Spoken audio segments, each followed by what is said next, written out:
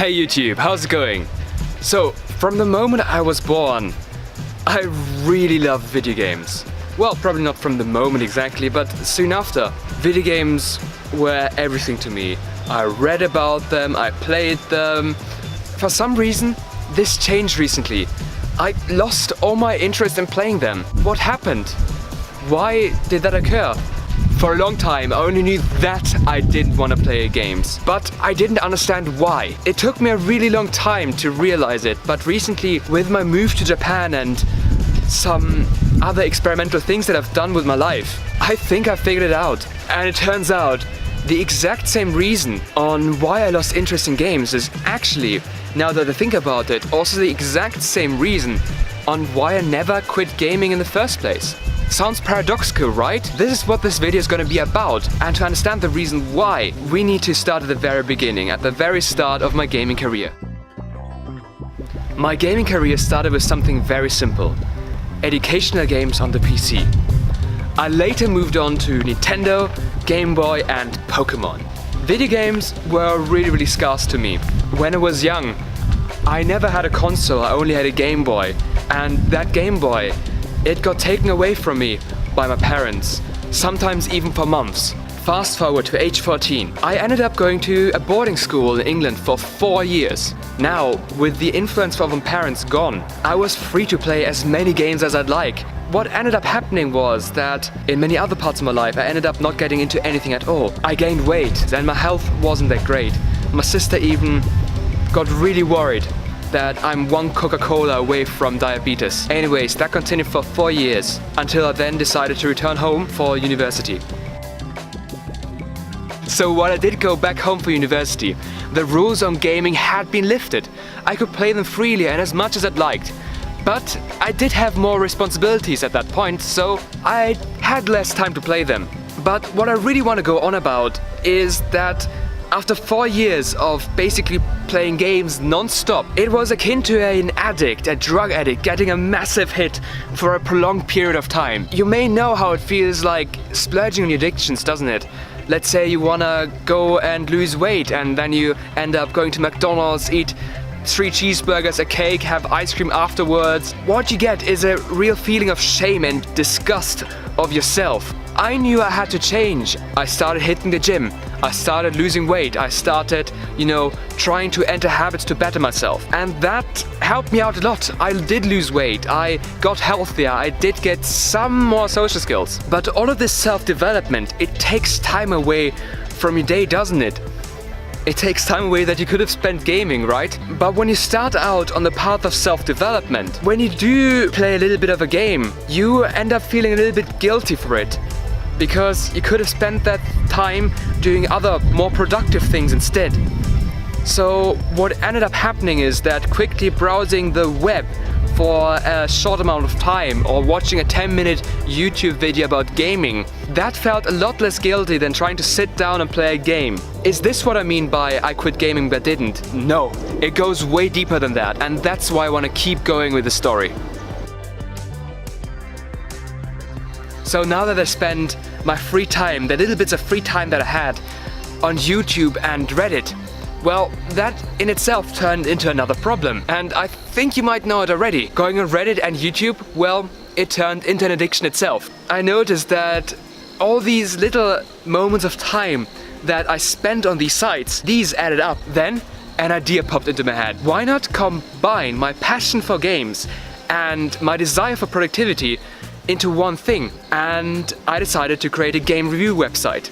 Red Valley Gaming, as this YouTube channel used to be called as well. And yeah, this way, I hope to myself, maybe I could make myself shake my addiction to Reddit and YouTube by just forcing myself to be productive with something, because now playing games was productive. This started around March 2017 and this continued until September 2017. I started the YouTube channel, it grew to around 300 subscribers, and that was a great achievement for me. The thing is, at around September 2017, not only did my master thesis start to really kick off, reviews themselves became quite tedious for me to do. Anyways, I knew that I had to move away from reviews. Is this moving away from reviews what I mean by quitting gaming? Well, kinda, but it still goes deeper than that. The why I quit gaming, why wasn't it enjoyable for me, why am I not enjoying games? That is still unclear. Starting with the summer in July, I went out more, socialized more, and I also started making more videos. This time, however, not to do with reviews anymore. I built my entire channel up on very formal reviews with a very little personality. So now that I stopped doing reviews, people weren't interested in the content that I did.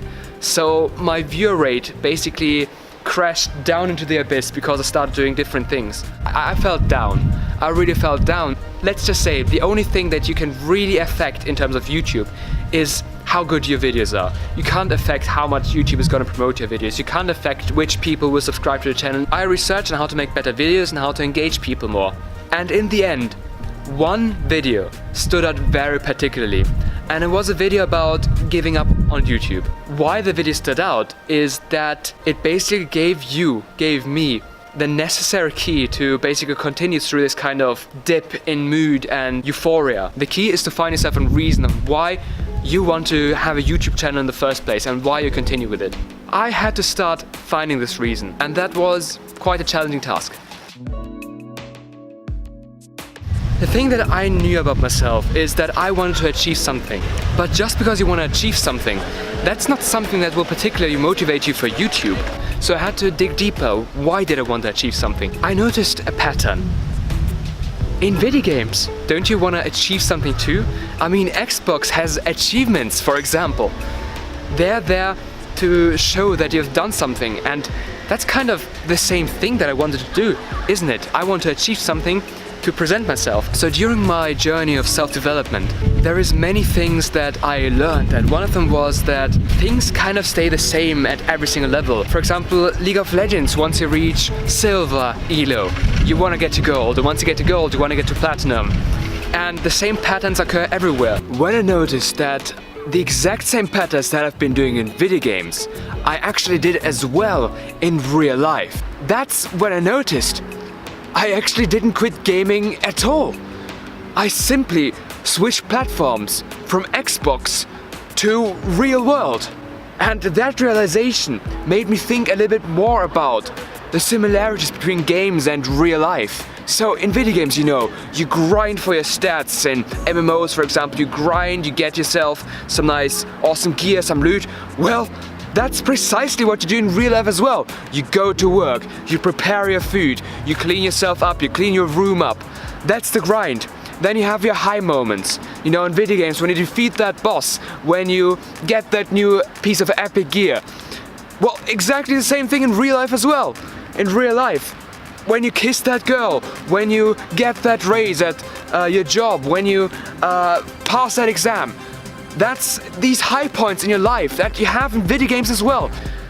It's crazy how similar video games are to real life, and it continues. Socializing. Well, in video games, multiplayer games got really popular for one reason. You socialize with other people, you get together, MMOs. You go and have fun with other people. Well, what do you know? You do the same thing in real life. You go out to the club, you go out to the bar, and you meet people and you have fun with them. Exploration, we're really big on exploration. We want to explore these awesome worlds. Well, real life, once again, is exactly the same. Why do people travel? That's because they want to lose themselves in the world and see what it has to offer. These similarities, they continue on and on. There's so many of them, and maybe that's why we love playing video games so much. It's because it's just so similar to real life. So basically, the reason why I quit gaming became clear. The game that I'm playing now is simply so much better, and that game is real life. I mean, the game is way more difficult, the grind is longer and harder and more tedious, but the rewards are just so much better, and that's why it's just so much more interesting for me to continue on with real life and grind there than play video games. That's why I quit video games, but it didn't actually, because doing the same exact thing. That's what's going on. Because of that, the reason for continuing my channel became clear. See, so many people, you know when an MMO dies and goes to shit? You know, when everybody leaves? Well, since we now know that everything is always the same, real life will go to shit when people quit. I mean, right now we have in our society so many people in Japan, the hikikomoris, who never leave the room. And in Western civilization, the incels, you know? Everyone is quitting the game that is real life. And just like in MMOs, when people quit it, it goes to shit.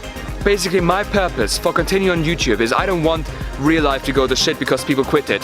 So my purpose for YouTube is going to be, you know, being the guide for the game that is life. I want you to help you. I want to help you get through this game and get better at it. How to improve at life. How to make sure that you have fun. Make sure that you do get the achievements. Make sure that you do get the high points. Because I don't want real life to go to shit. I want it to remain more awesome and as awesome as it can be. And that is what my purpose for continuing on with my channel will be. I know real life is hard. But you know what? Me and you, we are gonna get good. And we're gonna get good together.